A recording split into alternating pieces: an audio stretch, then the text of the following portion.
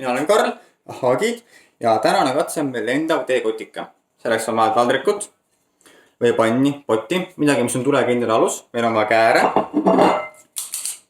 Meil on vaja väikest topsi, kruusi, tassi, kaussi, mis iganes käepärast on. Loomulikult on vaja tikke ja ka teekotikest, mis hakkab lendama. Ning, et oleks tagatud ohutus, siis kasutame ka pajakinnast hiljem. Ja kuna tegu on tuleohtliku katsega, siis kindlasti teha seda koos vanemliku järelevalvega. Meil on teekott, me teeme selle otsast natukene kas on klambriga või liimiga kinni. Teeme lahti, kallame siia klaasi sisse, mis mul on. Nii. Ning kui rebeneda saab natukene otsad katki, pole hullu, me lõikame need kohe maha. Et lõikame maha siit selle rebenenud otsa, niimoodi. Et oleks 90-kraadine nurk, ning teiselt poolt samuti.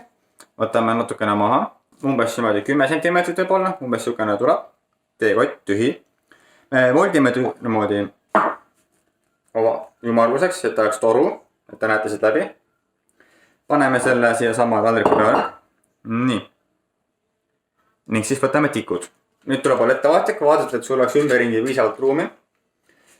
Paneme selle teekotika otsas põlema ja vaatame, mis juhtub. Teekotika põleb. Ja lendab. Vau! Ja pajakinnast võib ta vaja minna siis, kui tahate selle kinni püüda.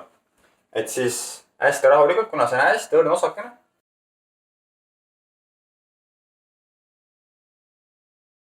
Me kõik teame, et soe õhk on kergem külmast õhust ning kui me paneme teekotikesse põlema, siis see soestunud osa, mis põleb, see muutub kergemaks, samal ajal ta toodab sooja õhku. Ning siis soe õhk tõstab selle soestunud kotikasse ülesse. Ning siis, kui põlemine lõpeb ära, tulete sama asja taevast alla tagasi. Ja nii lihtne ongi. Nii, ja kindlasti ärge unustage pesta käsi, käia peale salutamas ning külastada meie veebipoodi teaduspood.ahhaa.ee, sest sealt läheb kõige ägedamaid asju, mida teha.